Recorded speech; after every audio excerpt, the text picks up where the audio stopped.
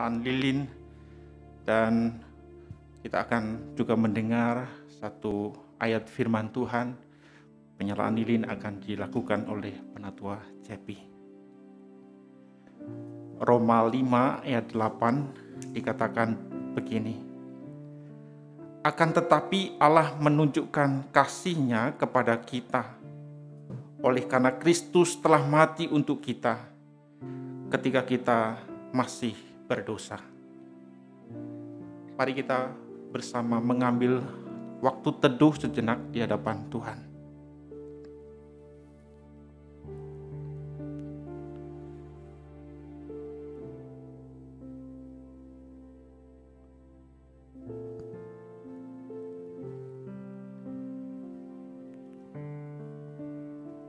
Kita naikkan pujian, Ku masuk ruang Maha Kudus.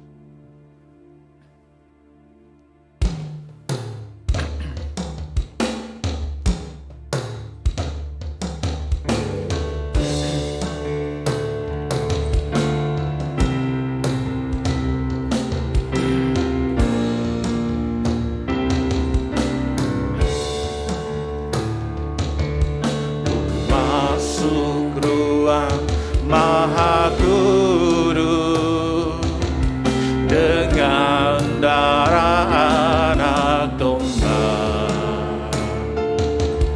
ku masuk dengan hati tulus menyembah yang maha kuasa. Ku masuk ruang Maha Kudus dengan darah anak domba, ku masuk dengan hati tulus menyembah yang maha kuasa. Ku menyembah, ku menyembahmu, ku sembahmu,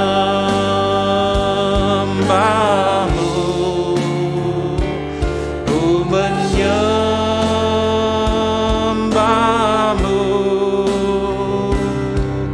ku sembahmu,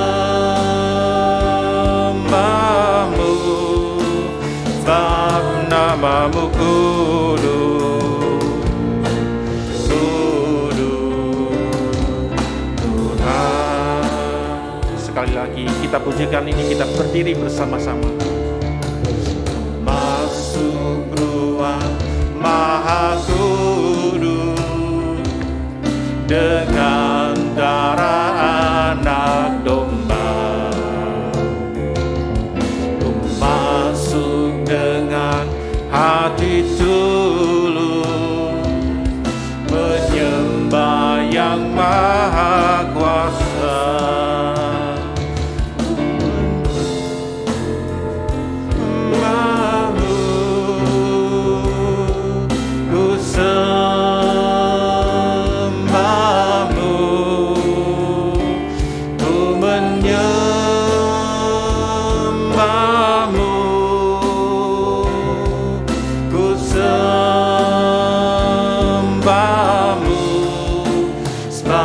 Namamu kudus,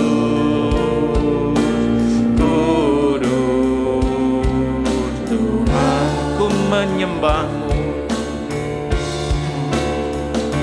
ku menyembahmu, ku sembahmu,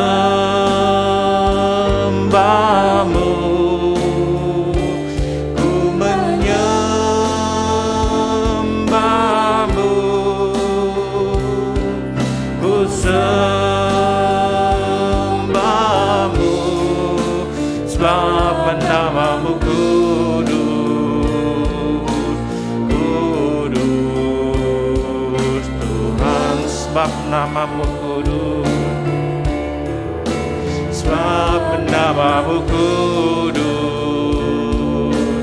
kudus Tuhan. Sebab namamu kudus, sebab namamu kudus,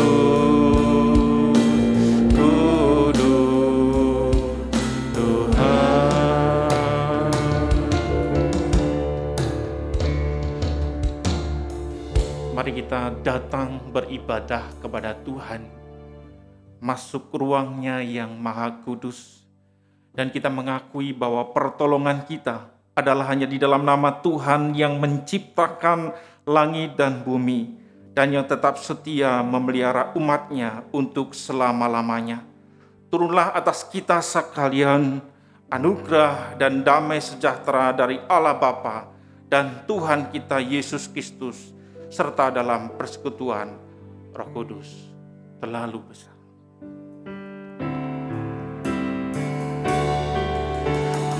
Terlalu besar kasih-Mu Bapa, pengorbanan yang Kau berikan bagiku. Terlalu mahal darah-Mu Yesus, bercurah untuk menebus hidupku, tercurah untuk menebus hidupku, tercurah untuk menebus hidupku. Mari kita datang kepada Tuhan di dalam momen yang khusus ini, Jumat Agung, hari di mana kita memperingati pengorbanan Kristus di atas kayu salib. Mari kita datang mengakui segala dosa dan pelanggaran kita di hadapan-Nya. Ya Tuhan, pagi ini kami datang kepada Engkau. Kami sungguh bersyukur untuk segala anugerah demi anugerah yang boleh kami nikmati hari lepas hari. Kami bersyukur untuk segala sesuatu yang boleh kami lakukan, dan terkadang ya Tuhan, ketika kami melakukannya, itu menyakiti hati Tuhan karena kami berbuat dosa di hadapan-Mu. Karena kecenderungan hati kami berbuat dosa, kecenderungan hati kami melukai Engkau, yang kami sadari maupun tidak kami sadari. Tuhan, mohon pengampunan-Mu. Pimpin diri kami, supaya kecenderungan hati kami selalu mempermuliakan nama Engkau, selalu menyenangkan Engkau, karena kami juga ingin mempersembahkan yang terbaik di momen ini dalam pengorbanan-Mu yang mulia, mempersembahkan untuk mempermuliakan nama Tuhan. Kami mau bersama beribadah di hari Jumat Agung ini. Kiranya Tuhan Engkau memberkati ibadah ini. Di dalam nama Tuhan Yesus kami berdoa. Amin. Berita anugerah hari ini terambil dari Yesaya 53 ayat 4, demikian. Tetapi sesungguhnya penyakit kitalah yang ditanggungnya, dan kesengsaraan kita yang dipikulnya. Padahal kita mengira dia kena tulah, dipukul dan ditindas Allah. Demikianlah berita anugerah, silakan duduk kembali. Bapak Ibu dikasihi oleh Tuhan, hari ini adalah momen yang khusus. Sekali lagi kita memperingati pengorbanan Kristus 2000 tahun yang lalu. Sudah lama terjadi, tetapi dampaknya begitu besar sampai hari dan selama-lamanya. Mari kita bersama-sama menyanyikan pujian KPPK nomor 121, Kepala yang Tertunduk.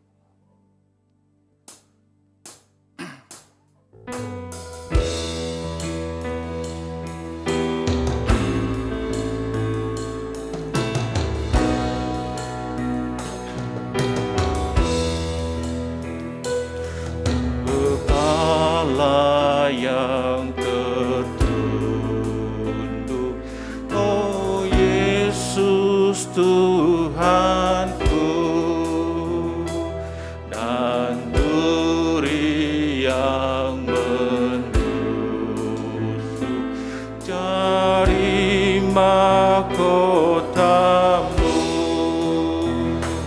Kau yang maha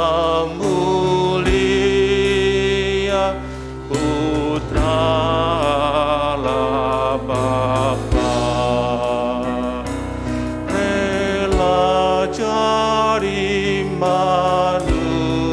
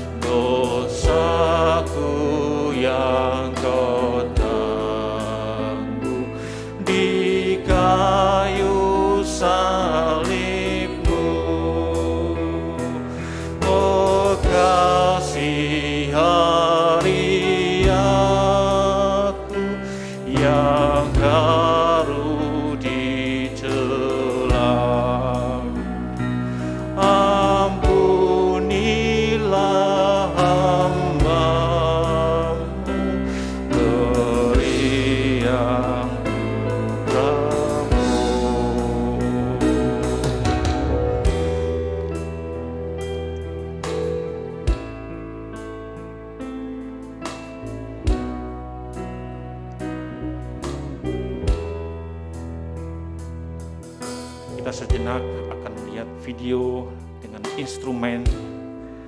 Kita merenungkan pengorbanan Kristus yang begitu besar bagi kita.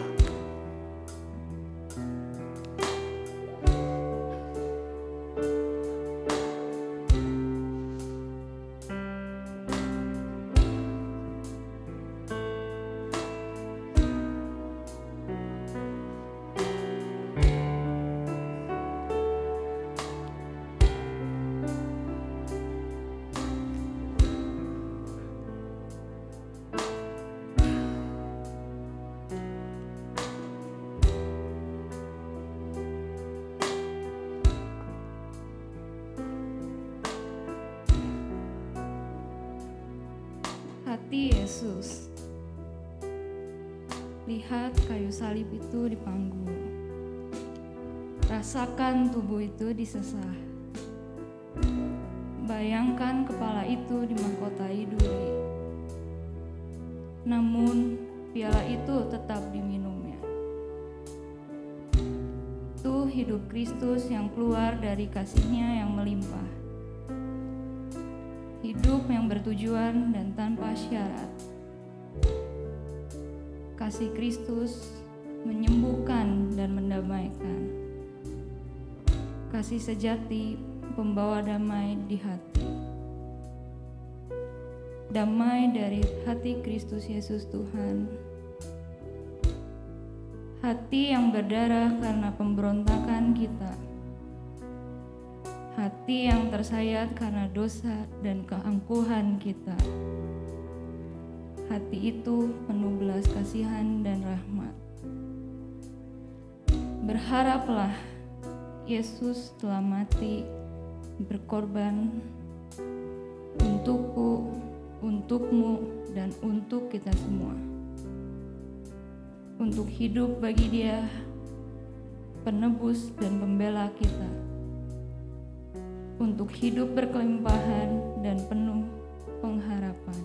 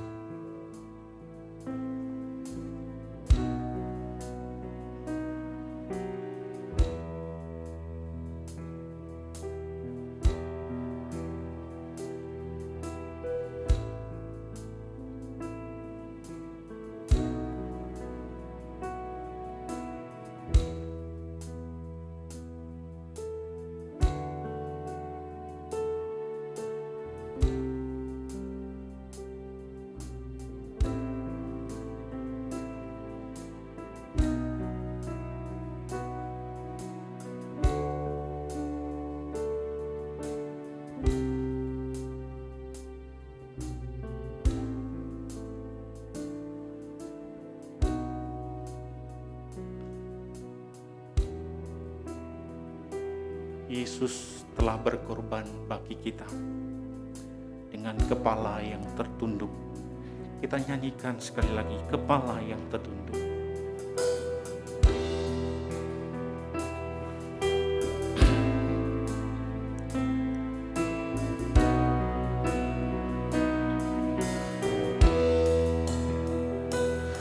Kepala yang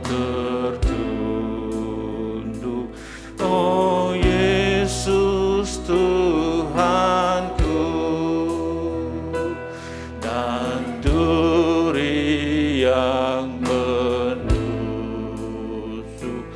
jari mahkotamu, Kau yang maha mulia, Putra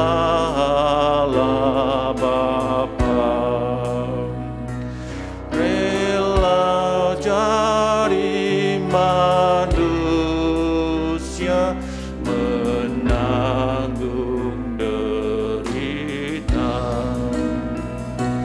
Ya Tuhan yang Kau tanggung, yaitu salahku. aku yang kau tanggung di kayu salibmu. Oh, kasihani aku yang haru dicelam. Ampunilah hamba-Mu, beri anugerah-Mu.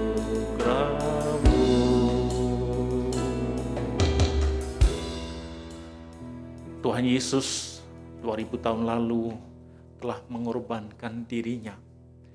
Itu semuanya bukan untuk dirinya sendiri, tapi untukku, untuk saudara, untuk kita semua orang percaya. Bapak Ibu dikasih Tuhan, begitu besar kasih-Nya kepada kita sebagai orang-orang percaya, sehingga kasih-Nya dibuktikan dengan pengorbanannya mati di atas kayu salib. Bapak Ibu sudah dikasih Tuhan, mari kita bersama-sama mempersiapkan diri kita untuk mendengarkan firman Tuhan yang akan dibawakan oleh Pendeta Bu Kosyoli, dan kita sambut dengan pujian Kasih-Mu Tiada Duanya.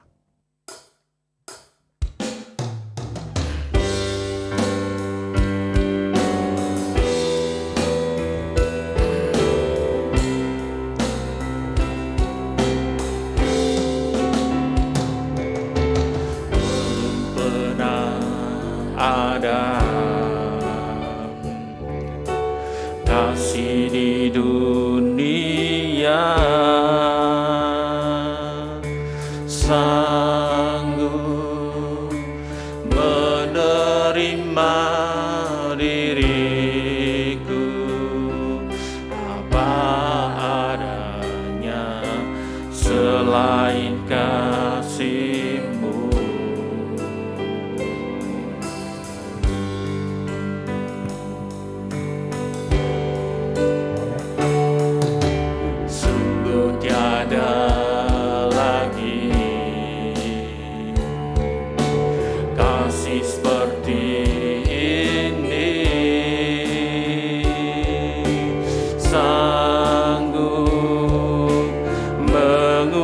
Bahkan hidupku menjadi baru selain kasih-Mu.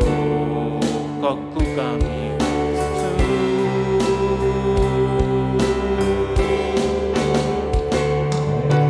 Kau ku kagumi dalam hati, tiada duanya. Sampai kini ku kagumi kasih-Mu tiada duanya. Sekali lagi kita pujikan ini sambil berdiri bersama-sama. Belum pernah ada kasih di dunia sanggup menerima diriku apa adanya selain kasih-Mu.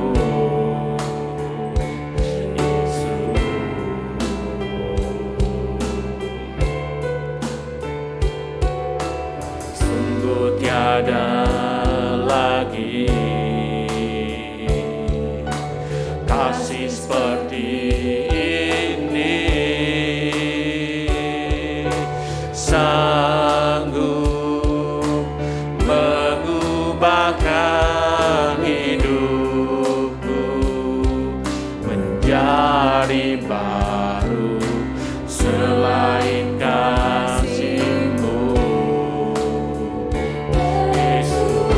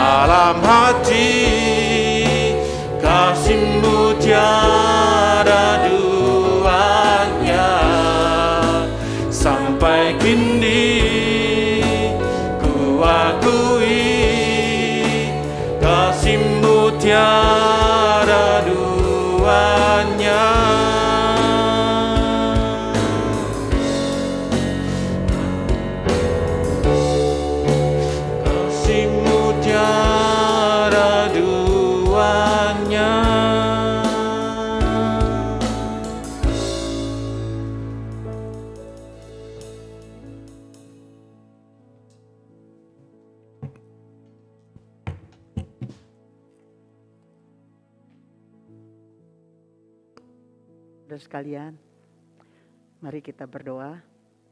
Kami bersyukur Tuhan untuk anugerah-Mu. Hari ini Tuhan memberikan kami hak istimewa sehingga kami dapat merayakan Jumat Agung.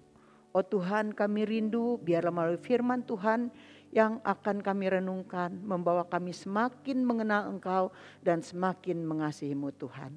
Terima kasih Bapa, kami berdoa dalam nama Tuhan Yesus, Juru Selamat kami yang hidup. Amin. Silakan duduk Bapak Ibu sekalian. Saya sungguh berbahagia ketika saya dapat surat dari Sinode. Saya ditugaskan untuk melayani di Amanat Kristus.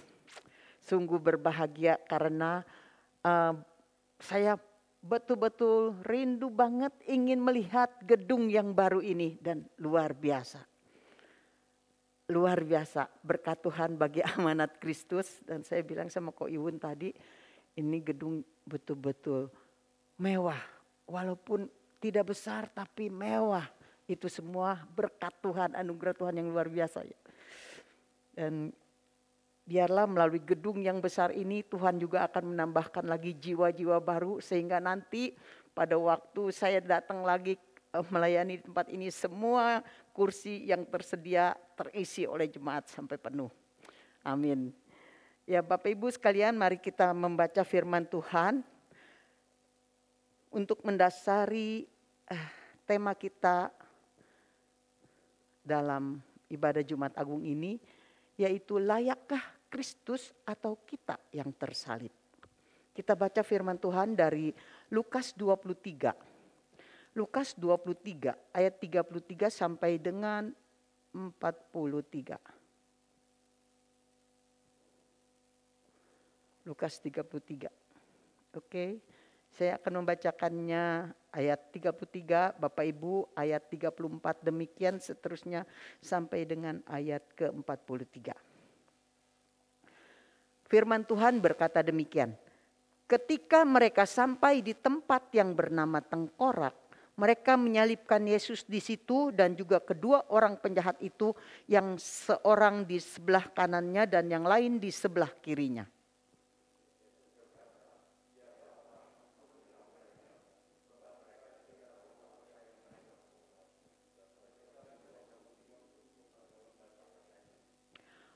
Orang banyak berdiri di situ dan melihat semuanya. Pemimpin-pemimpin mengejek dia, katanya. Orang lain ia selamatkan.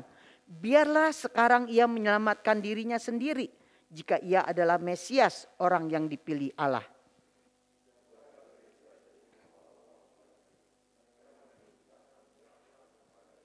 Dan berkata, jika engkau adalah raja orang Yahudi, selamatkanlah dirimu.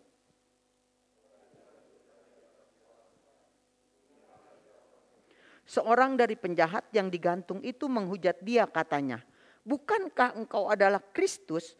Selamatkanlah dirimu dan kami.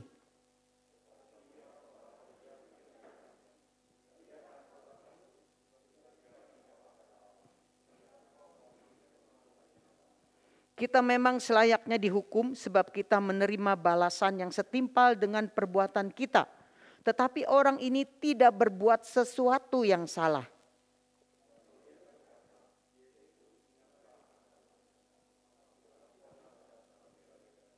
Kata Yesus kepadanya, aku berkata kepadamu, sesungguhnya hari ini juga engkau akan ada bersama-sama dengan aku di dalam Firdaus. Demikian firman Tuhan.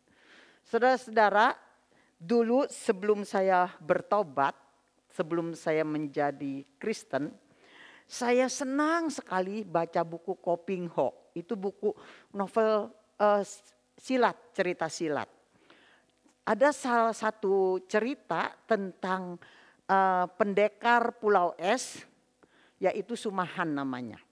Dia punya musuh namanya Ratu Iblis. Ratu Iblis ini sangat cantik tapi sangat kejam dan jahat. Nah, dia punya pulau namanya Pulau Iblis.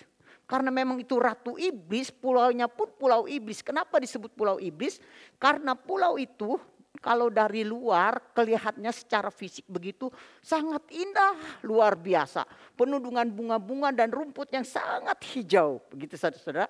Tetapi kalau ada orang yang masuk tanpa izin dari Ratu Iblis itu, mereka akan mati di sana. Karena rupanya di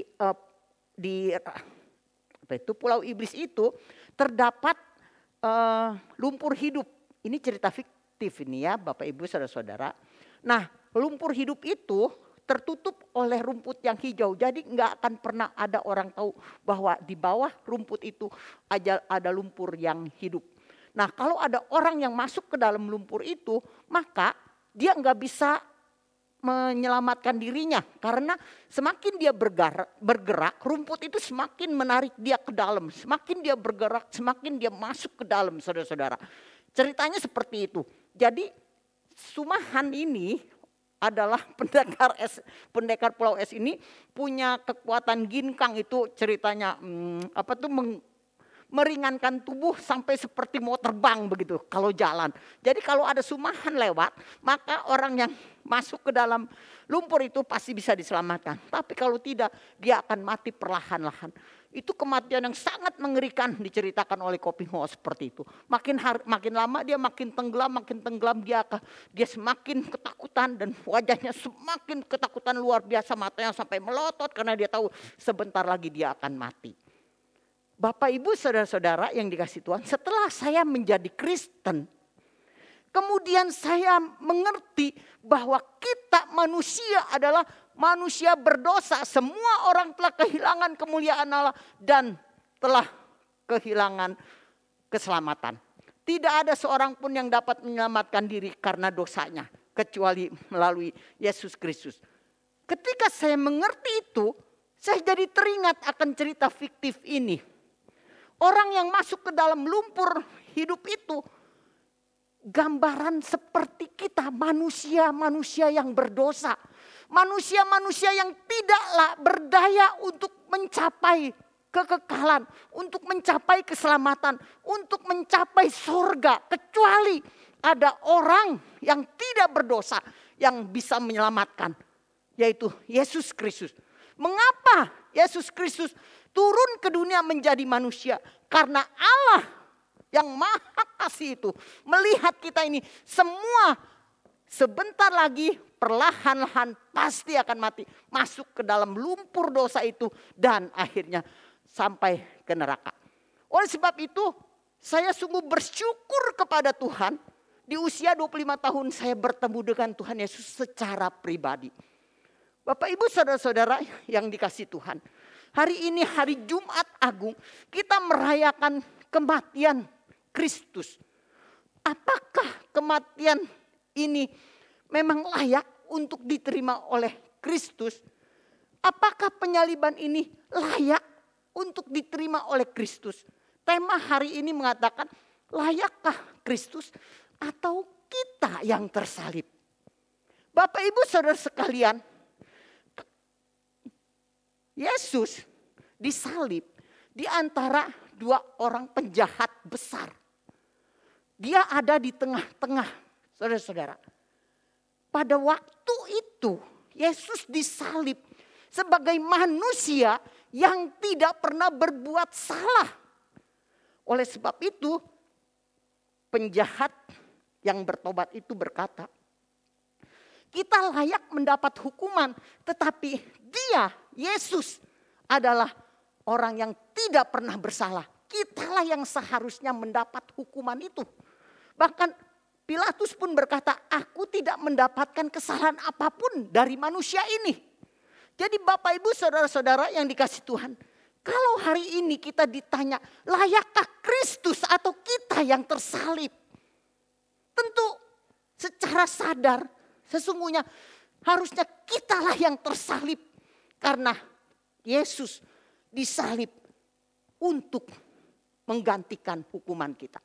Yesus disalib karena dia mau menyelamatkan kita. Tanpa Yesus maka kita binasa. Tanpa Yesus kita tidak akan menuju kekekalan.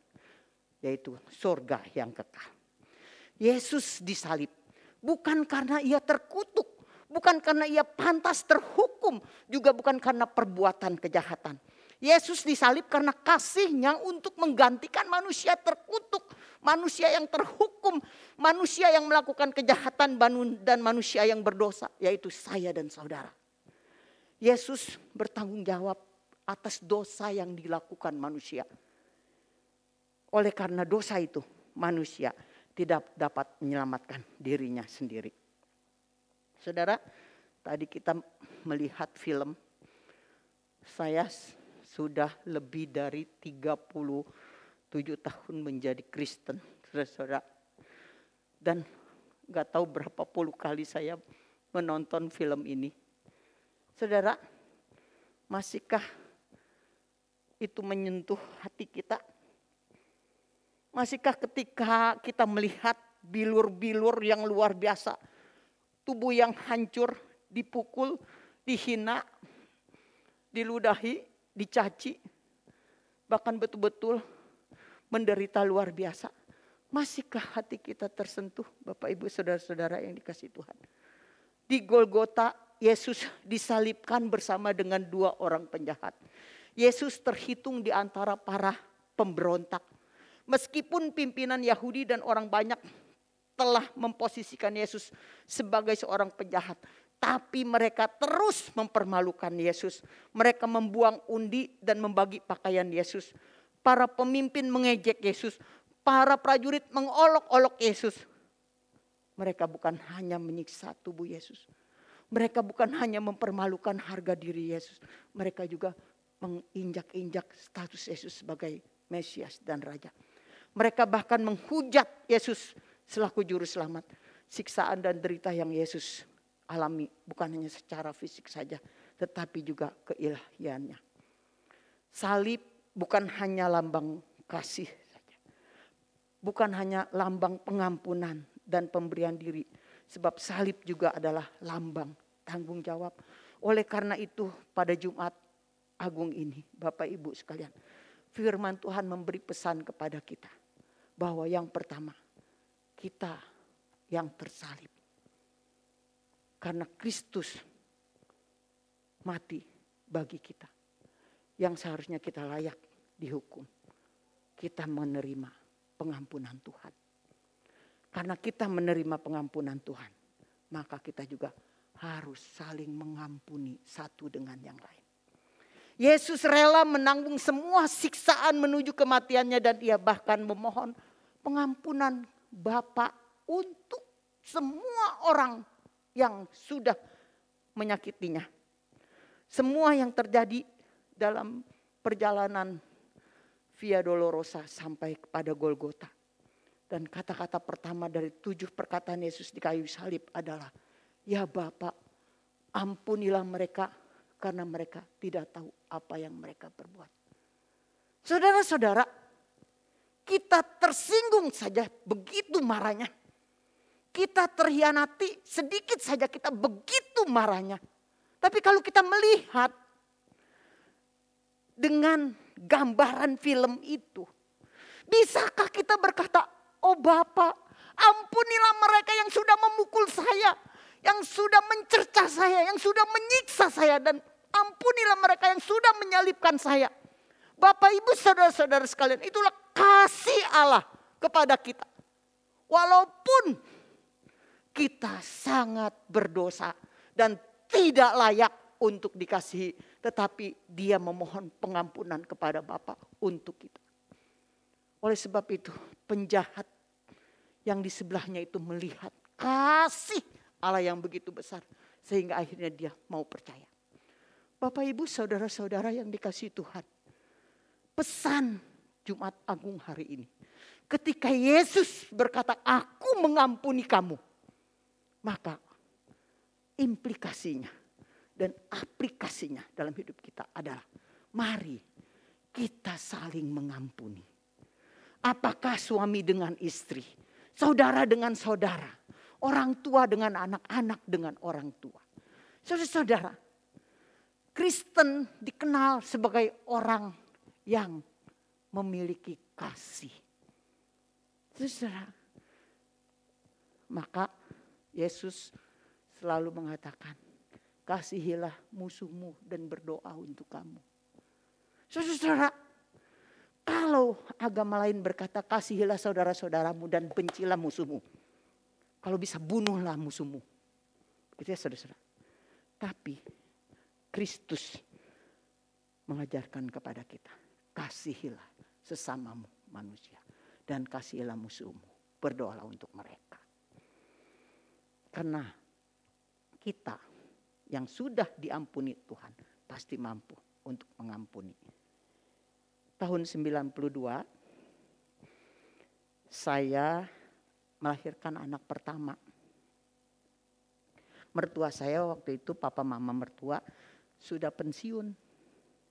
Jadi mereka punya komitmen setiap anaknya atau menantu perempuannya melahirkan, mereka akan mendampingi, ceritanya begitu. Jadi saudara-saudara, waktu saya melahirkan, papa mama mertua saya datang merawat saya. Ketika saya melahirkan, saya nggak pernah bekerja apapun. Makan sudah disiapin oleh mama. Bayi nangis, pasti mama dan papa yang ngurusin. Saya nggak pernah mandiin bayi, nggak pernah ngurus bayi, ganti popok pun nggak pernah sama sekali. Saya cuma mengurus diri sendiri. Tapi saudara-saudara, sorry, ini saking ininya nih ya, sampai terima kasih Pak. Sampai di mana tadi? Oh, ya. Saya hanya ngurus diri sendiri untuk makan dan minum, saudara-saudara. Bahkan makan pun mama tiap hari membuat ayam arak. Dia katakan, Syuli, kamu harus sehat supaya jadi hamba Tuhan yang baik. Hamba Tuhan yang baik adalah mengurus diri menjadi sehat dan menjadi berkat bagi jemaat. Jadi saya harus minum ayam arak itu selama 40 hari sampai begitu, saudara-saudara. Kemudian tiap hari itu mama mertua kasih saya ini parem yang ada. Kalau zaman sekarang udah nggak ada begitu.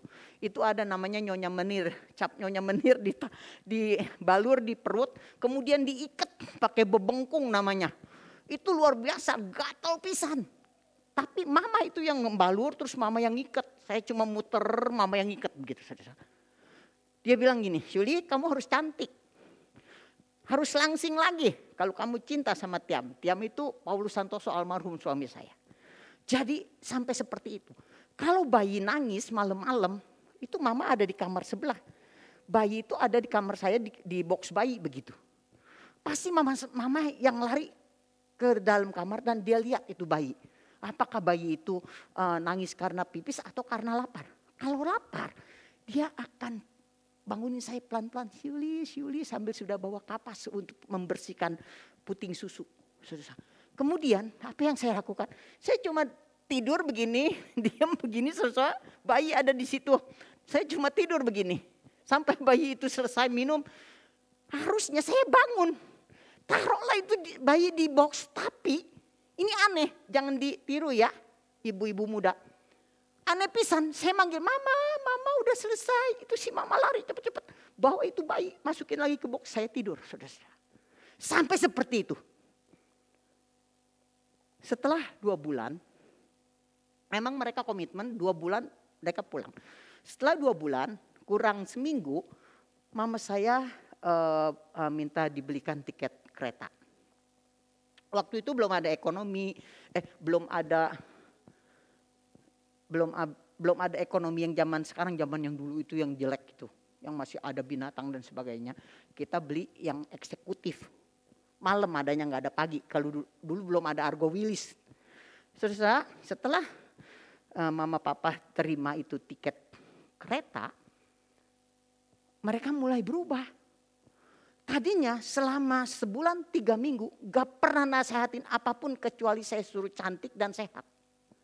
Tapi setelah mereka punya tiket, tiba-tiba papa bilang begini, papa mertua, Syuli, nanti kalau kamu udah gak ada papa mama, udah mama papa pulang ke Surabaya, kamu kalau mau pelayanan masak dulu ya buat Tiam, katanya. Waktu itu suami saya sudah divonis oleh dokter gagal ginjal. Jadi dia memang ditangani oleh ahli gizi, nggak pernah jajan di luar, nggak pernah makan di luar. Saya senang sekali waktu papa mertua itu bilang untuk Tiam, jadi masak.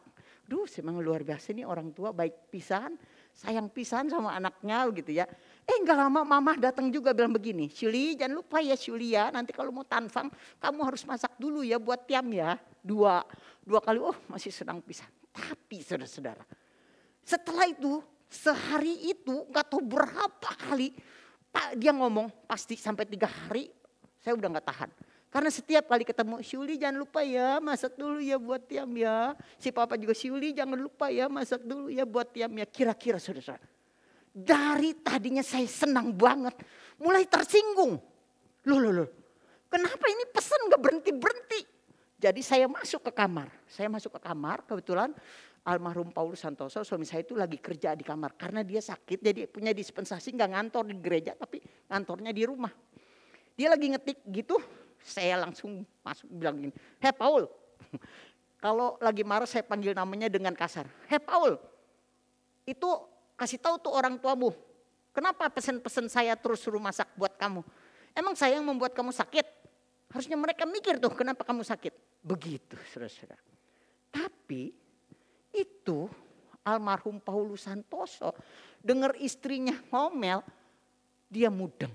Dia diam. Enggak bicara apapun, enggak noleh. Dia betul-betul menganggap seperti anjing menggonggong kafilah berlalu. Kira-kira marah enggak so? Marah pisan. Jadi saya keluar karena enggak ada guna. Saya ngomong karena enggak dijawab, enggak dipedulikan. Saya keluar, ada papa. Langsung ngerangkul saya bilang gini, "Syuli, ini tadi, Syuli, jangan lupa ya Syu ya, masaknya nanti ya kalau mau kunjungan." Kira-kira saudara-saudara, saya udah marah luar biasa itu sama suami. Mertua nambah begitu. Itu kemarin saya sampai di ubun-ubun sini saudara, udah membara. Saya langsung tolak pinggang, saya berbilang, "Papa, emangnya siapa yang membuat si Tiam sakit tuh? Harusnya papa mama." Si mama lagi ngegendong bayi. "Harusnya papa mama tuh mikir. Kenapa tuh anak sampai sakit ginjal? Karena kalian gak bisa merawat anak." Coba bayangkan. Jangan ditiru ya saudara. Saya menceritakan ini untuk menjadi pelajaran dan berkat bagi kalian anak-anak muda secara khusus. Saudara, pada waktu papa mertua dengar gitu, dia langsung berteriak keras, "Kurang ajar, menantu kurang ajar, hamba Tuhan gak becus," katanya. Saudara, pada waktu itu suami saya langsung lari keluar, dia langsung rangkul saya masuk ke kamar. Rupanya papa masih gak terima. Dia bilang, "Tiam, ajar itu istri kamu, kurang ajar, hamba Tuhan gak becus," katanya. Saya dari dalam kamar saya berteriak, "Saya juga gak suka punya mertua seperti papa." Saya bilang begitu saudara. Kira-kira ini menantu baik gak? Kurang ajar pisan, gak tahu diri, gak berterima kasih. Tapi waktu itu saudara, saya gak sadar. Sungguh-sungguh saya gak sadar. Bagi saya itu saya yang benar. Waktu itu sudah malam, kira-kira jam 8, jam 9. Malam itu kami gak tidur. Saya ngadep ke utara nangis, suami saya ngadep ke selatan nangis. Sama-sama nangis berdua. Yang satu nangis sesungguhnya gak tahu diri, yang satu nangis kesakitan karena orang tuanya disakiti. Saya tahu itu kakek nenek di sebelah sana pun sedang menangis. Jam 5 pagi tiba-tiba mama ketuk pintu. Tiam, mama mau pulang." Itu almarhum suami saya langsung lompat. Dia langsung keluar. Dia nyalakan mobil dan berangkat ke stasiun kereta api. Waktu itu sekali lagi pagi nggak ada Argo Wilis, nggak ada eksekutif. Mereka naik ekonomi yang bersama-sama dengan barang-barang itu saudara-saudara. Tapi waktu itu saya bilang gini, orang tua kayak gitu disayang-sayang. Gitu. Awas dia nanti pulang saya akan damprat, kata saya. Saudara, ini hamba Tuhan loh. Kemudian suami saya betul-betul pulang. Waktu pulang saya duduk di tempat tidur. Saya udah siap nih mau damprat dia, mau marahin dia. Kenapa ngantar orang tua itu, begitulah kira-kira. Waktu saya belum sampai bicara, tiba-tiba suami saya berlutut di depan saya, saudara. Saya kaget. Hei, kenapa kamu berlutut seperti itu? Saya baru sadar ketika dia berlutut itu, saya baru sadar, rupanya saya salah. Kenapa dia sampai berlutut seperti itu? Saya bilang, Paul, kamu gak boleh berlutut seperti itu. Seharusnya saya ditampar, seharusnya saya dicaci maki. Saudara, karena dia berlutut, saya baru sadar bahwa saya salah. Kemudian suami saya, almarhum, jawab begini, kamu tidak butuh tamparan. Kamu tidak butuh caci maki. Yang kamu butuhkan adalah kasih dan pengampunan, katanya saudara. Saya betul-betul rasanya tampar luar biasa dan lebih sakit daripada tamparan biasa dengan pengampunan itu, saudara. Langsung saya berlutut, saya peluk suami saya bilang, ampuni saya. Sebagai istri yang gak benar, sebagai anak yang gak benar, sebagai hamba Tuhan yang mempermalukan Tuhan, saya minta ampun. Saudara, suami saya mengampuni saya tanpa membalas kejahatan. Karena dia berkata, aku sudah diampuni Tuhan, maka aku harus mengampuni. Itu pengajaran yang Tuhan berikan buat kita, saudara-saudara. 2 bulan kemudian, bayi saya sudah berusia 4 bulan. Suami saya minta cuti kepada majelis dan ngajak saya pulang ke Surabaya. Saya bilang, aduh, saya enggak siap. Saya takut pisan, nanti saya diusir sama engkong. Terus suami saya jawab, enggak apa-apa. Yang penting kita datang, minta ampun. Diusir enggak apa-apa, kita pulang. Yang penting kita minta ampun, katanya. Jadi akhirnya kami berangkat. Saya udah bilang, jangan kasih tahu. Takutnya belum sampai saya udah keburu diusir, nggak dibukain pintu. Jadi jangan kasih tahu bahwa kita pergi nengok mereka. Sampai di Surabaya, saudara-saudara, baru suami saya ketok itu pintu pagar, mama saya keluar, mama mertua keluar. Waktu dia lihat kami, dia langsung berteriak, Syuli, Syuli, bukan anaknya yang dipanggil, dia panggil saya Syuli, Syuli. Dia buka pintu, langsung dia peluk saya. Syuli, terima kasih Syuli, kamu mau nengok mama. Lihat, betapa malu dan sakitnya hati saya pada waktu itu. Saya minta maaf. Dia bilang, mama sudah mengampuni kamu. Sejak kamu menyakiti mama malam itu, mama sudah mengampuni kamu. Sampai di situ tidak. Saya masuk ke dalam, saya pikir, oh mama beda dengan papa. Papa lebih emosional seperti saya. Jadi pasti ini saya harus betul-betul mempersiapkan diri nih kalau diusir. Saya rencana sampai di depan papa saya mau berlutut minta ampun. Bayi sudah dipegang sama mama, langsung saya masuk, si engkong keluar dari kamar. Waktu dia lihat, dia gak ngomong apa-apa, langsung dia peluk saya. Dia bilang, Syuli, papa sayang kamu. Saudara-saudara, itulah orang Kristen. Itulah orang yang pernah mengalami apa arti salib baginya. Orang yang pernah mengalami pengampunan Tuhan, bagaimana kematian Tuhan membawa setiap orang Kristen yang betul-betul mengerti apa arti pengampunan, memberikan pengampunan itu. Saudara-saudara yang dikasihi Tuhan, melalui pengampunan itu saudara-saudara, saya betul-betul menikmati hidup baru bersama dengan suami. Saya menikmati hidup baru bersama dengan orang tua, mertua ini saudara. Sampai papa, suami saya dipanggil Tuhan. Hubungan saya dengan mama itu sampai seperti anak dengan anak kandung dengan mama kandung. Bapak, Ibu, saudara-saudara yang dikasihi Tuhan. Hari ini berapa sakitnya hati saudara dengan orang yang menyakiti hati saudara. Mungkin hari ini masih disimpan. Bapak, Ibu, saudara-saudara, mari. Kita yang sudah diampuni, kesalahan kita lebih banyak dari apa yang dilakukan oleh orang lain. Apa yang harus kita lakukan? Saudara-saudara, ketika almarhum suami saya sudah dipanggil Tuhan, saya tiap tahun masih terus cuti pulang ke rumah mama 2 minggu. Satu kali saya tanya kepada mama mertua saya, "Mama, maaf saya mau tanya, kenapa mama kok dengan mudah mengampuni saya? Saya menantu yang kurang ajar dan tidak berterima kasih." Mama menjawab, "Syuli, dosamu itu terlalu kecil dibandingkan dengan dosa mama di hadapan Tuhan. Tapi Tuhan mau mati bagi mama. Mama membayangkan bagaimana Tuhan Yesus itu mati di kayu salib perlahan-lahan, katanya dengan darah yang menetes pelan-pelan.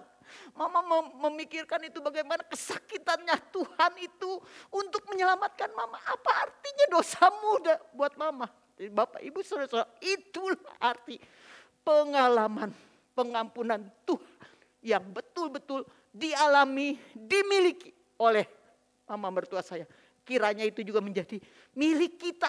Ketika kita sudah diampunin, bukan berkata, "Oh, bersyukur kepada Tuhan bahwa saya sudah selamat sampai situ titik."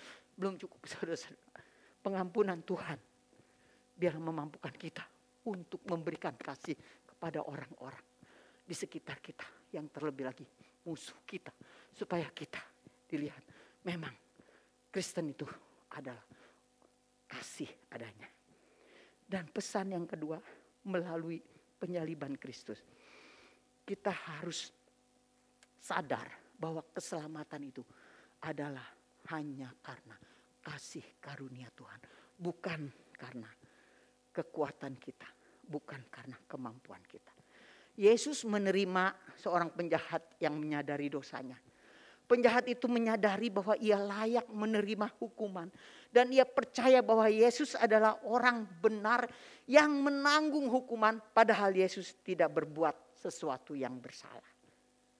Lalu ia berkata, "Yesus, ingatlah aku." Dia berkata, "Yesus, ingatlah aku apabila engkau datang sebagai raja." Saudara-saudara, hanya itu yang dikatakan penjahat itu. "Yesus, ingatlah aku." Dia tahu ialah dia tidak bisa menyelamatkan dirinya sendiri. Ketika Yesus berkata, "Bapa, ampunilah mereka." Hari itu dia sadar bahwa Yesus adalah bukan manusia biasa, tapi dia adalah Tuhan. Maka dengan imannya dia berkata, "Yesus, ingatlah aku ketika engkau datang sebagai raja." Dia mengakui bahwa Yesus adalah raja di atas segala raja. Orang ini sudah menyia-nyiakan hidupnya. Dia tidak punya apapun untuk ditawarkan kepada Tuhan supaya dia bisa selamat. Enggak ada apapun yang bisa dibanggakan. Pada akhir hidupnya dia tidak bisa menawar pada Tuhan bahwa dia lebih baik daripada orang lain. Dia tidak membuat alasan untuk dosanya. Dia tergantung di kayu salib tanpa daya, saudara, tanpa harapan. Dia hanya meminta kasih karunia Tuhan. Dia hanya meminta Yesus untuk ingat dia. "Ingatlah aku," katanya. Itu adalah kata-kata keselamatan paling pendek, saudara. Itu adalah doa meminta keselamatan terpendek, saudara-saudara. Dan Yesus meyakinkannya bahwa dia akan bersama-sama dengannya di sorga. Cukup dengan dua kata, "Ingatlah aku." Saudara-saudara, bukan kalimat yang terpenting. Hanya dua kata, "Ingatlah aku." Tetapi karena hatinya, imannya yang sungguh-sungguh percaya kepada Tuhan, maka dia berkata, "Yesus, ingatlah aku." Itu adalah suatu kenyataan yang mengatakan, "Aku benar-benar percaya kepadamu." Bukan perkataan, tapi iman di hati orang penjahat ini. Dalam Efesus 2 ayat 8 dan 9, firman Tuhan dikatakan, "Sebab karena kasih karunia kamu diselamatkan oleh iman. Itu bukan hasil usahamu tetapi pemberian Allah. Itu bukan hasil pekerjaanmu. Jangan ada orang yang memegahkan diri." Tidak ada yang bisa membanggakan diri saat masuk ke surga. Karena semua mendapatkannya dengan gratis. Karena kita ini semua ada di dalam lumpur dosa yang gak bisa berdaya apa-apa. Kalau bukan Tuhan yang mau datang menyelamatkan kita. Ini sebuah iman yang luar biasa saudara-saudara. Mengapa dikatakan luar biasa? Karena saat itu Kristus berada dalam puncak kehinaannya. Ditinggalkan para muridnya. Dicaci bangsanya sendiri. Menderita sebagai seorang penjahat dan tidak ditolong oleh Bapaknya. Tetapi penjahat ini bisa percaya sesuatu yang berlawanan dengan fakta. Inilah iman yang luar biasa dari penjahat di samping Kristus itu. Ia meminta keselamatan Yesus. Ini adalah sejarah penyelamatan yang paling terkenal pada akhir hidup Yesus. Di menit-menit terakhir dia menerima keselamatan. Saudara, bagaimana kita bisa yakin diselamatkan? Kata Yesus kepadanya, aku berkata kepadamu, sesungguhnya hari ini juga engkau akan ada bersama-sama aku di dalam Firdaus. Ini adalah perkataan yang pasti, janji Tuhan. Keselamatan itu langsung terjadi. Yesus tidak melihat latar belakang kehidupan yang hitam. Yesus hanya menanti pengakuan kita yang jujur akan dosa-dosa kita. Dan menerima dia menjadi Tuhan dan Juru Selamat. Di menit-menit terakhir hidupnya dia menerima keselamatan. Yesus juga menanti pengakuan kita. Saudara-saudara yang kasih Tuhan. Mungkin orang berkata, kita berkata, oh kalau orang Kristen yang sudah ke gereja ini, pasti semuanya udah selamat. Saudara, ada satu pengalaman. Saya punya jemaat, 20 tahun bergereja. Rajin banget. Tiap minggu pasti dia ada ibadah. Kecuali dia keluar kota, dia nggak ibadah di gereja. Tapi hampir setahun itu, 52 minggu pasti penuh. Baik di gereja maupun di Mesias. Kalau dia keluar kota dia pun mencari gereja. Tapi ketika satu kali tiba-tiba suaminya dipanggil Tuhan. Dia betul-betul terpuruk dan gak mau ke gereja, gak mau ketemu orang. Kita kunjungi pun dia kunci kamar rapat-rapat. Tapi 3 bulan kemudian tiba-tiba dia ke gereja lagi. Waktu ke gereja dia kembali beribadah dengan rajin dan tiba-tiba dia bisa masuk komisi wanita. Padahal selama 20 tahun dia tidak pernah ke komisi wanita. Dia selalu cuma hari Minggu ke gereja dan melayani pada hari Minggu. Tiba-tiba dia masuk ke komisi wanita dan kalau di komisi itu ada acara kesaksian lebih santai begitu ya. Waktu acara kesaksian dia cerita. Dia menyaksikan bagaimana dia bertobat ketika dia betul-betul terpuruk. Dia nggak tahu mau buat apa ketika suaminya dipanggil Tuhan. Dia kehilangan sayap, dia kehilangan kaki. Dia mau mati rasanya. Dia mau ngomong sama anaknya pun anaknya selalu bilang, aduh mama terlalu cengeng begitu saudara-saudara. Dan akhirnya dia baca Alkitab. Dan pada waktu dia baca Alkitab, dia bertemu Tuhan secara pribadi dan dia bertobat di situ dan dia berkata, saudara-saudara, hari ini saya Kristen. Hari ini saya anak Tuhan. Selama 20 tahun saya itu anak iblis tapi ada di gereja. Dia katakan selama 20 tahun itu dia di gereja manis banget. Tapi di rumah, di tempat kerja, usahanya dia itu anak iblis. Saudara-saudara yang dikasihi Tuhan. Hari ini adalah kesempatan di mana Tuhan mengingatkan kita. Semoga kita semua sudah diselamatkan oleh Tuhan.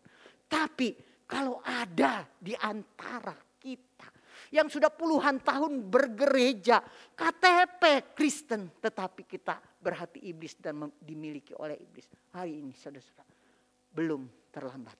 Penjahat di sampingnya yang tersalib itu pun di menit-menit terakhir dia percaya kepada Tuhan dan dia diselamatkan.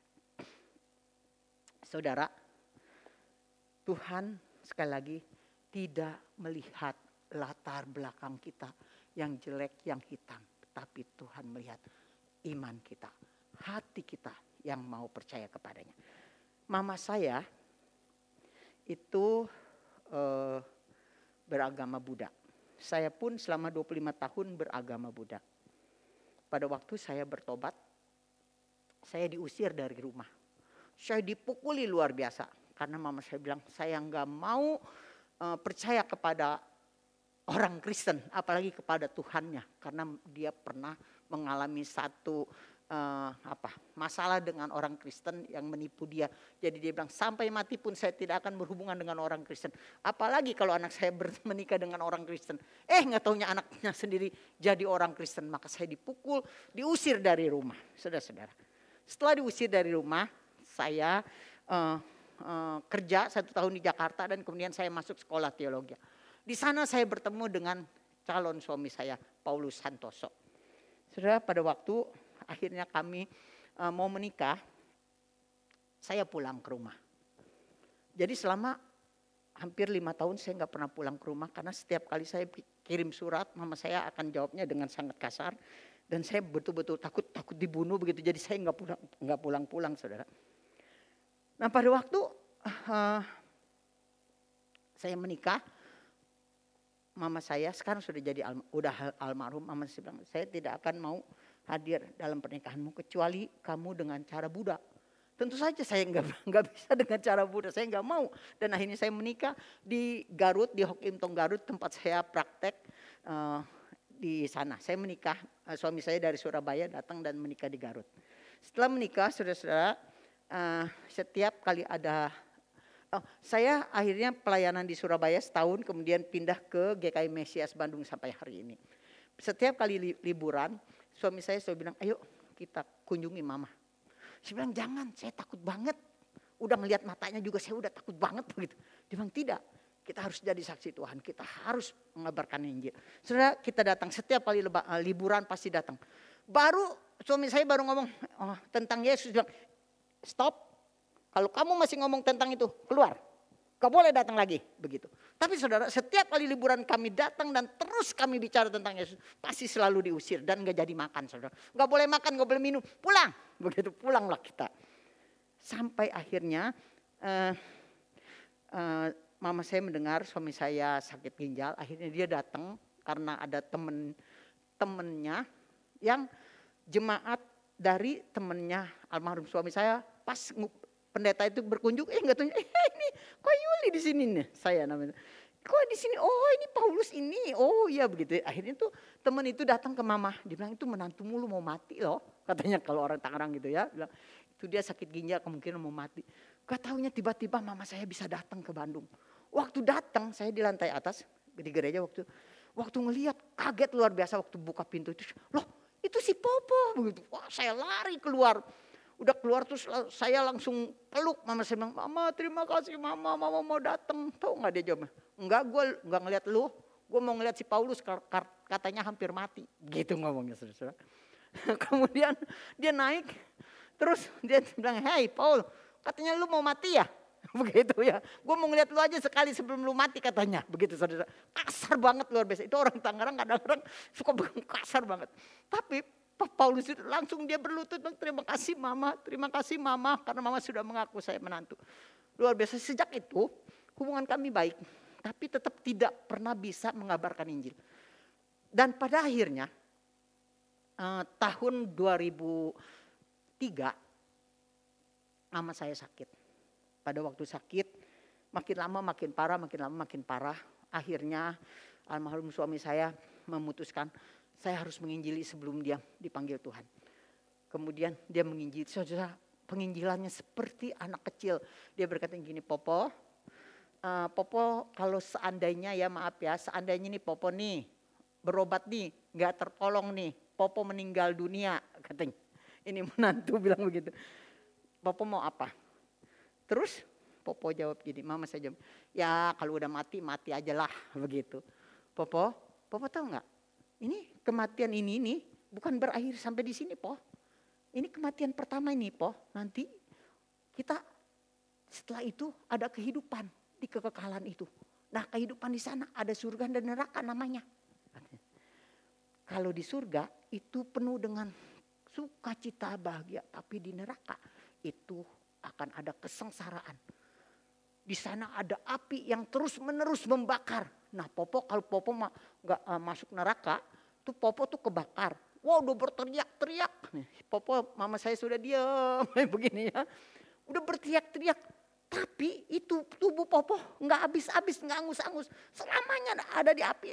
tiap hari kesakitan, tapi Popo nggak pernah bisa tubuhnya itu hilang. Tetap ada dan selalu kesakitan. Hah?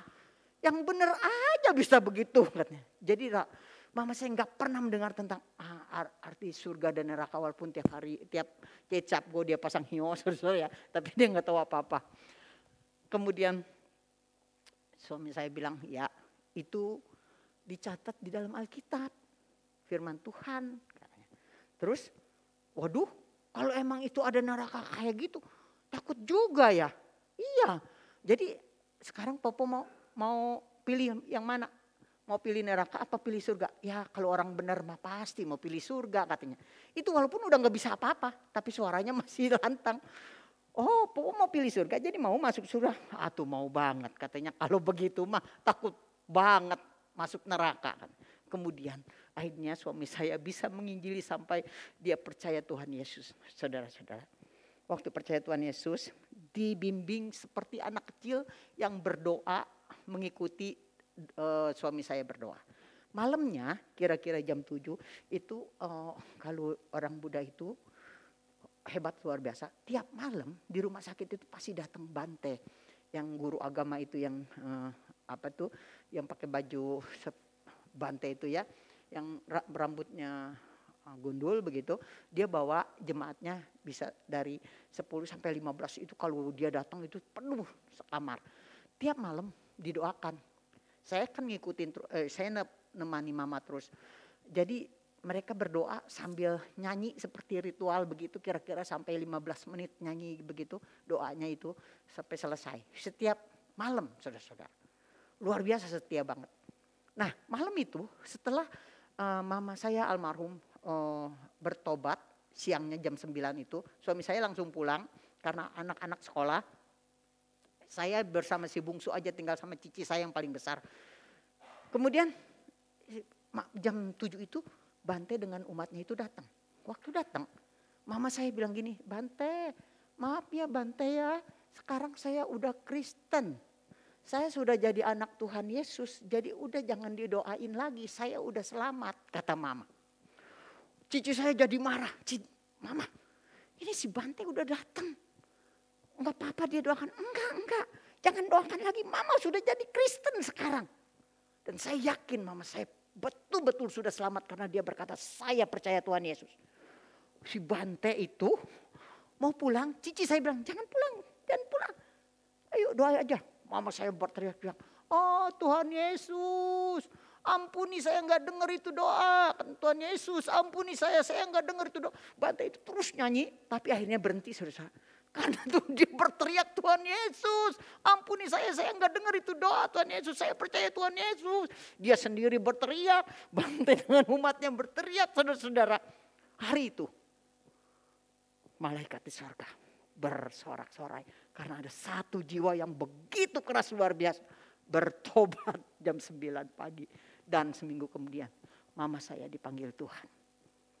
Walaupun keluarga saya nggak mau menerima bahwa mama saya sudah jadi Kristen, karena memang hari setelah itu nggak ada baptisan, nggak ada apa dan nggak ada apa. Tapi saya percaya penuh bahwa mama saya sudah betul-betul diselamatkan oleh Tuhan.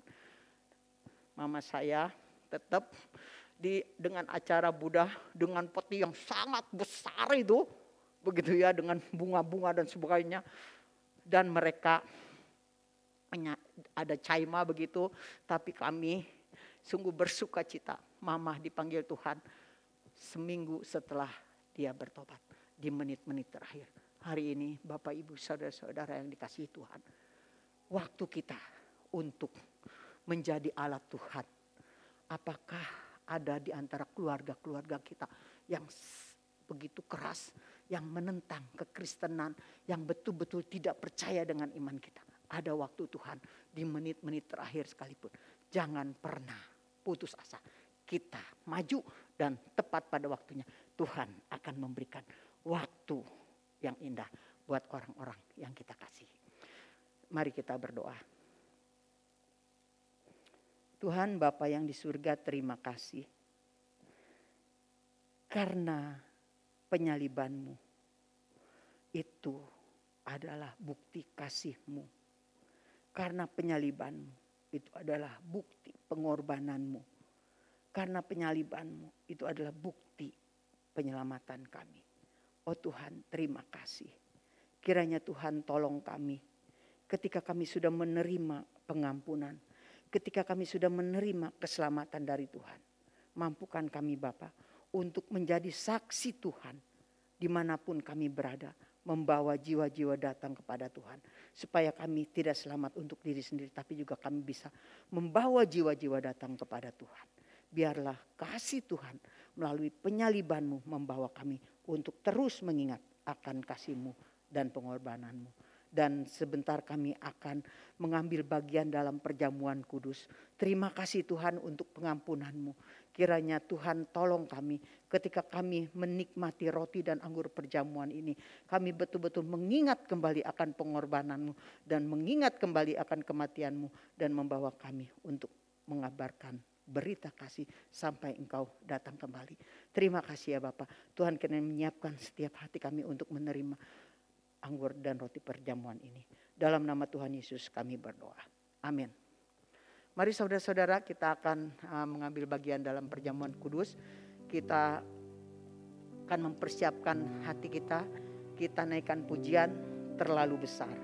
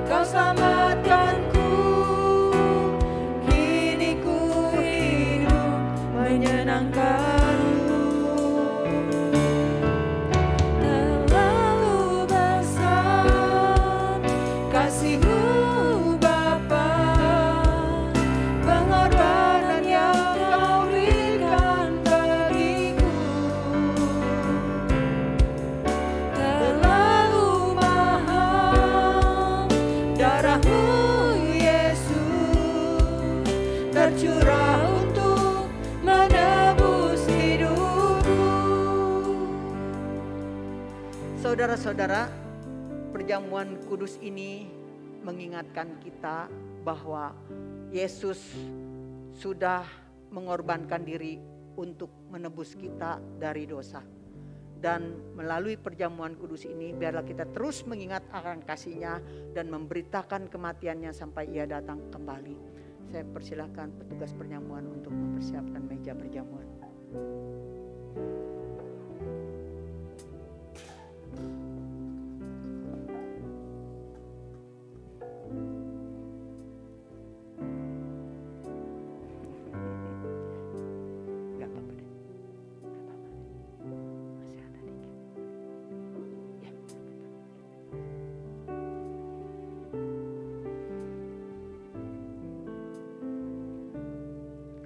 Saudara-saudara, perjamuan kudus ini diperuntukkan bagi setiap kita yang sudah dibaptis, disidi dan sudah mempersiapkan hati. Sekali lagi kita naikkan pujian ini.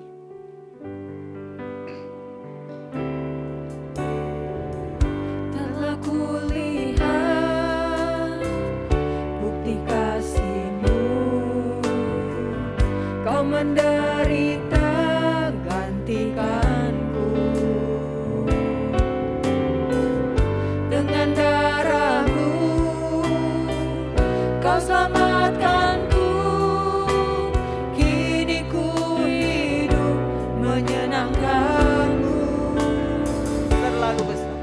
Terlalu besar kasih-Mu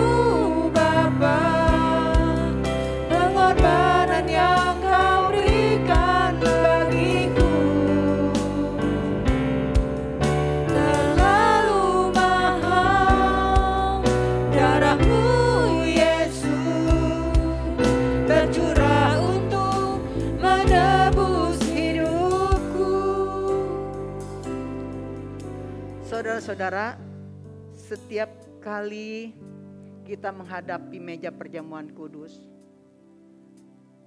teringatlah pada malam hari ketika Tuhan Yesus diserahkan, dia mengambil roti, mengucap syukur atasnya serta memecah-mecahkannya sambil berkata, inilah tubuhku yang diserahkan bagi kamu. Ambillah, makanlah, perbuatlah ini menjadi peringatan akan aku. Setelah makan, ia mengambil cawan, mengucap syukur atasnya serta berkata, cawan ini adalah perjanjian baru yang telah dimeteraikan oleh darahku. Ambillah, minumlah, perbuatlah ini menjadi peringatan akan aku. Sebab seberapa kali kamu makan roti ini dan minum dari cawan ini, kamu memberitakan kematian Tuhan sampai Ia datang kembali. Kita akan menerima roti dan anggur perjamuan. Kita berdoa setelah itu dan kita akan makan dan minum bersama. Bagikanlah. Enggak apa-apa. Ya, bagikanlah. Kita nyanyi lagi.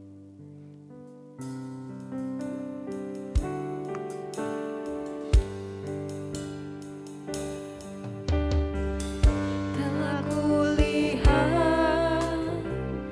bukti kasih-Mu, Kau menderita gantikanku. Dengan darah-Mu Kau selamatkanku. Kini ku hidup menyenangkan-Mu. Terlalu besar kasih-Mu Bapa, pengorbanan yang Kau berikan bagiku. Terlalu mahal darah-Mu Yesus, tercurah untuk menebus hidupku.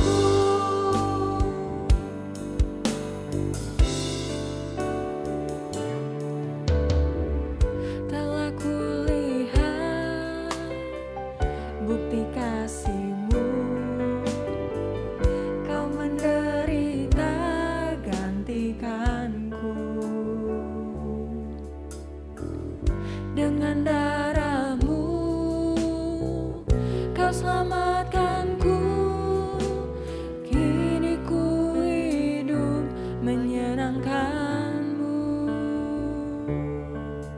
Terlalu besar kasih-Mu Bapa, pengorbanan yang Kau berikan bagiku. Kita share. Terlalu mahal darah-Mu Yesus, tercurah untuk menebus hidupku.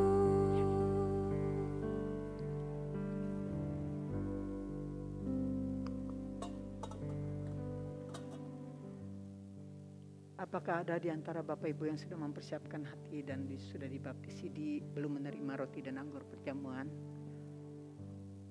Sudah, oke. Mari saudara-saudara yang sudah menerima roti dan anggur perjamuan bangkit berdiri. Kita angkat roti di tangan kanan kita. Saudara-saudara, roti ini melambangkan tubuh Kristus yang tercabik-cabik untuk diserahkan bagi penebusan kita. Terimalah dengan hati yang bersyukur kepada Tuhan. Makanlah.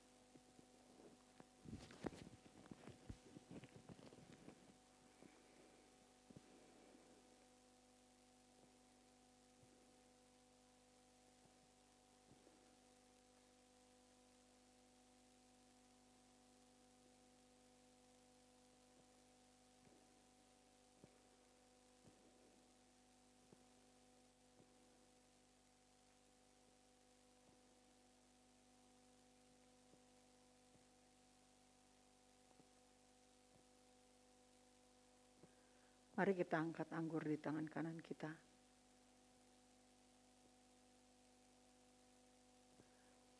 Saudara-saudara, anggur ini melambangkan darah Kristus yang tercurah untuk menebus kita dari dosa. Terimalah dengan hati yang bersyukur kepada Tuhan. Minumlah.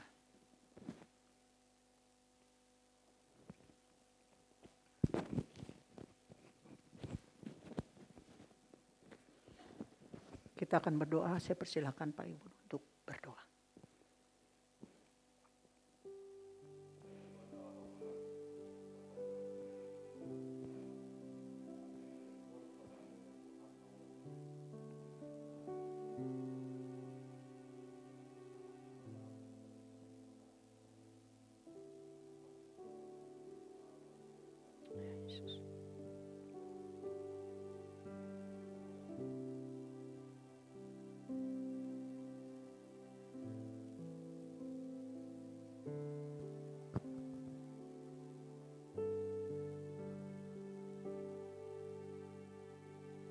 Sekali lagi kami mengucap syukur kepadamu ya Tuhan. Kalau pada pagi hari ini kami boleh bersama-sama memperingati akan begitu besar kasih pengorbananmu kepada setiap kami, agar kami boleh dilayakkan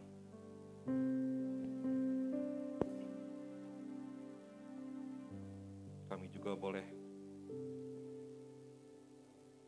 menyadari bahwa hidup kami sesungguhnya tidak layak di hadapan-Mu ya Tuhan.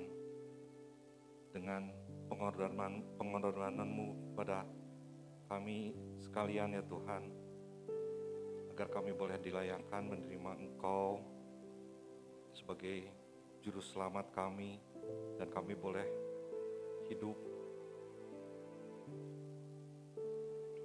berkenan di hadapan-Mu ya Tuhan. Kami juga boleh diingatkan pada pagi hari ini untuk mengikuti perjamuan kudus-Mu ya Tuhan, di mana Engkau telah mengorbankan hidup-Mu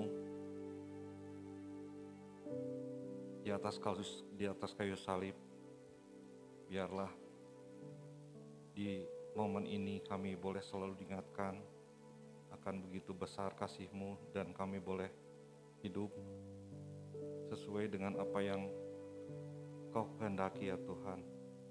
Dan kami boleh dijadikan sebagai saksi-saksi hidup dimanapun kami berada.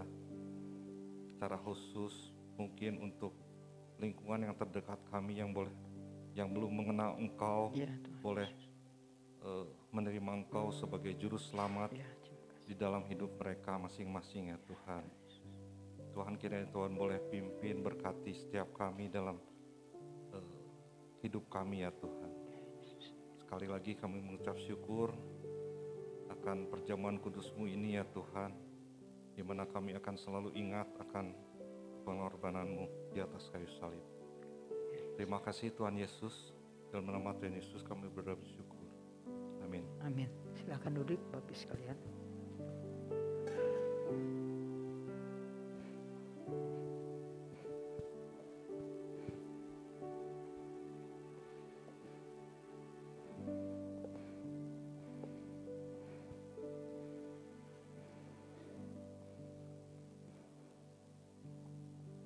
Saudara-saudara, untuk mengakhiri perjamuan kudus pada pagi hari ini, saya akan membacakan firman Tuhan terambil dari Yesaya 45 ayat 22. Berpalinglah kepadaku dan biarkanlah dirimu diselamatkan, hai ujung-ujung bumi, sebab akulah Allah dan tidak ada yang lain. Demikian firman Tuhan. Amin. Perjamuan kudus selesai.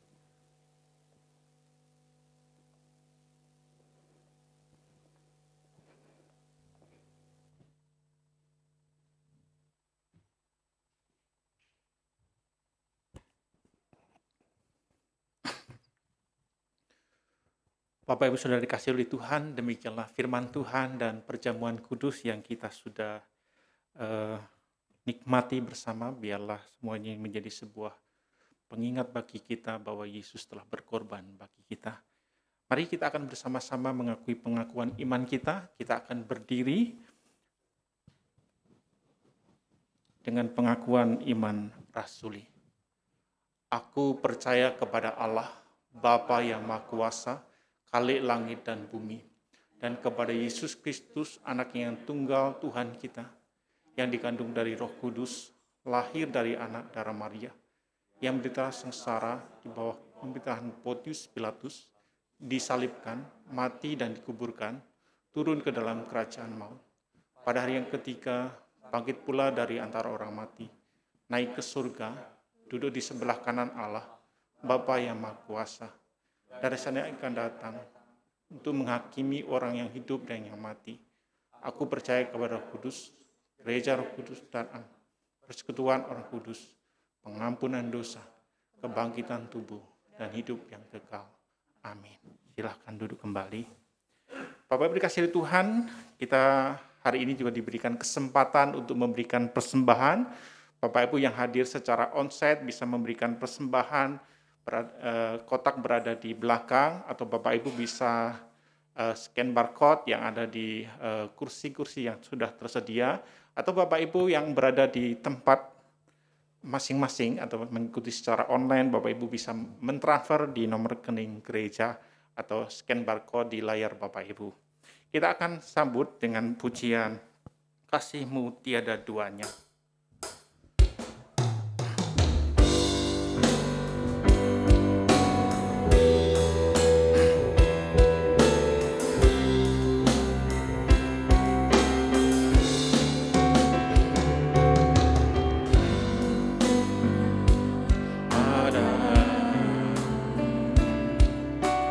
Kasih di dunia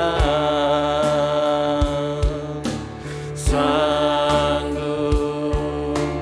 menerima diriku apa adanya selain kasih-Mu,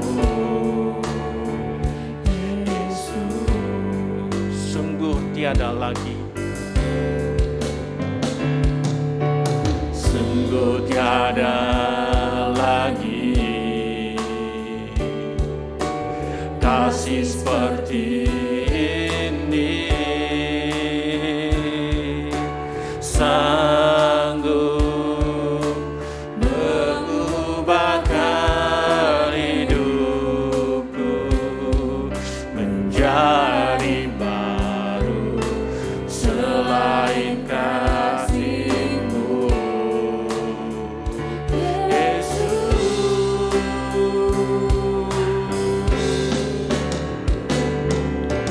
Kau ku kagumi dalam hati, kasih-Mu tiada duanya. Sampai kini ku akui kasih-Mu tiada duanya. Kau ku kagumi. Kita berdiri bersama-sama. Kau ku kagumi dalam hati, kasih-Mu tiada duanya. Sampai kini ku akui kasih-Mu tiada duanya. Kasih-Mu tiada duanya.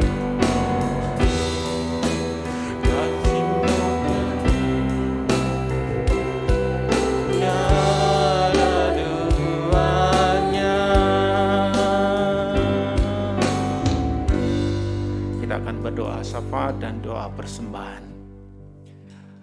Ya Tuhan, kami sungguh bersyukur kalau di hari ini kami dapat menikmati anugerah Tuhan, yaitu memperingati hari Jumat Agung ketika Engkau berkorban di atas kayu salib, yang seharusnya kami yang tersalib, dan Engkau memberikan sebuah pengorbanan yang begitu besar. Dan seringkali Tuhan, kami tidak tahu siapa diri kami yang sebenarnya orang yang berdosa, yang layak dihukum itu. Pimpin kami Tuhan untuk terus bersyukur dan mengingat betapa besar pengorbanan-Mu bagi setiap kami. Kami juga berdoa Tuhan untuk persembahan yang sudah kami berikan. Kiranya Tuhan Kau juga memberkati persembahan kami ini, sehingga persembahan ini boleh mempermuliakan nama Tuhan. Dan apa yang kami kerjakan ya Tuhan, kami kembalikan kepada Engkau, sehingga nama Tuhan dikenal melalui pekerjaan kami. Kami juga berdoa ya Tuhan untuk setiap jemaat Tuhan yang sedang bergumul dalam kondisi ekonomi, bergumul dalam pekerjaan mereka. Kiranya Tuhan Kau juga memberikan kekuatan penghiburan yang daripada Engkau sendiri, dan memberikan jalan keluar yang terbaik, sehingga mereka boleh menemukan yang terbaik untuk kembali kepada Engkau dan bersandar hanya kepada Engkau. Kami juga berdoa ya Tuhan untuk gereja kami. Biarlah gereja GKI Amanat Kristus ini menjadi gereja yang bersama-sama kami boleh bertumbuh secara kerohanian, bertumbuh secara kekeluargaan, dan kami boleh bersama-sama menikmati indahnya hadirat Tuhan di tempat ini. Tuhan, terima kasih. Kami juga berdoa ya Tuhan untuk negara kami Indonesia. Di dalam segala problema yang sedang terjadi, demo yang terjadi beberapa waktu lalu, biarlah Tuhan, kiranya Tuhan Kau memberikan belas kasih-Mu untuk bangsa ini, untuk kemajuan bangsa ini. Segala keputusan yang diambil, yang memiliki risiko, biarlah Tuhan memberikan hikmat kepada para pemimpin untuk mengambil dengan bijak, sehingga langkah-langkah yang diambil hanya untuk kemajuan Indonesia. Tuhan, kami juga tidak henti-hentinya berdoa untuk kedua negara Rusia dan Ukraina yang saat ini sedang berperang. Dan ini berdampak besar secara global, mempengaruhi harga-harga, dan terutama ya Tuhan di Indonesia juga pengaruhnya begitu besar. Kiranya Tuhan Kau juga memberikan belas kasihan kepada para pemimpin ini. Lembutkan hati mereka ya Tuhan, sehingga mereka boleh berdamai dan hidup bersama-sama, membangun antara satu dengan yang lain. Biarlah kasih Tuhan yang menyertai mereka. Tuhan, terima kasih. Kami menyerahkan sepenuhnya Tuhan. Doa kami hanya di dalam nama Tuhan Yesus. Amin. Doksologi Bogosuli akan doa berkat.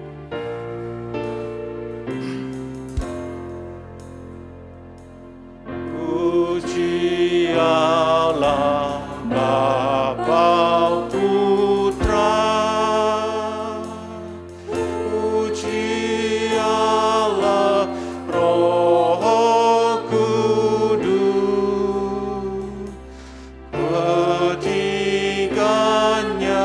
yang esa. Pohon sama sumber berkat.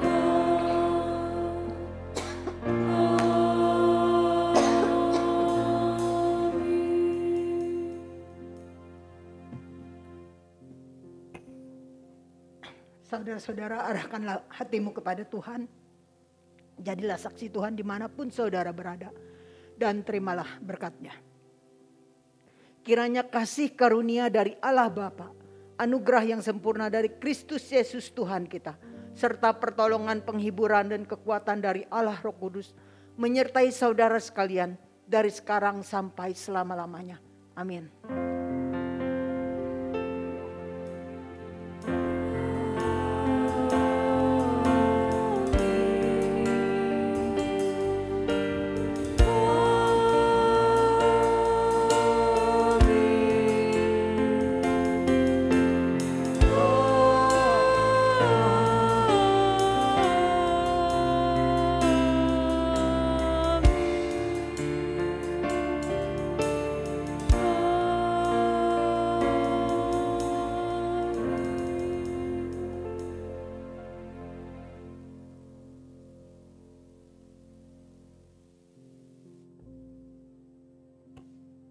Silakan duduk kembali, bersaat teduh sejenak.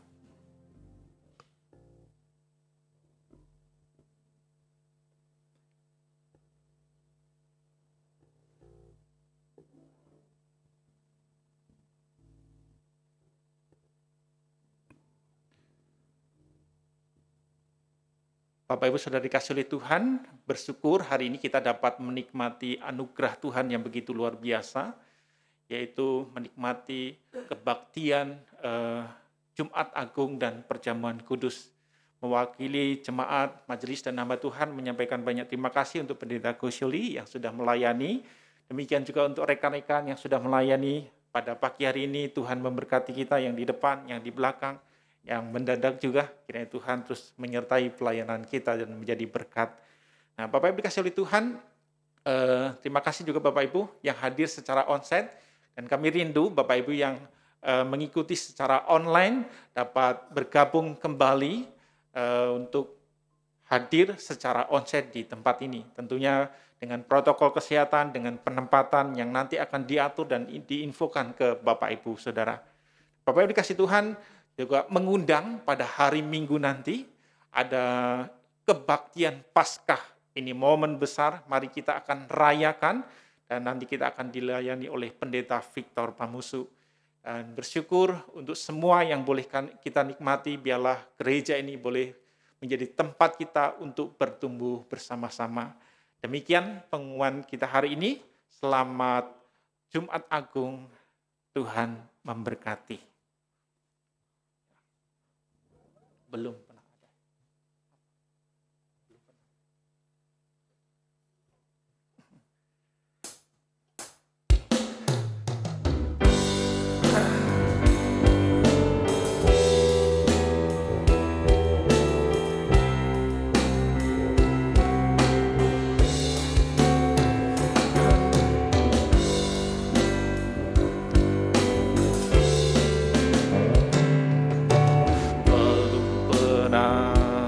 ada. Kasih di dunia sanggup menerima diriku apa adanya selain kasih-Mu, Yesus. Sungguh tiada lagi, tiada lagi kasih seperti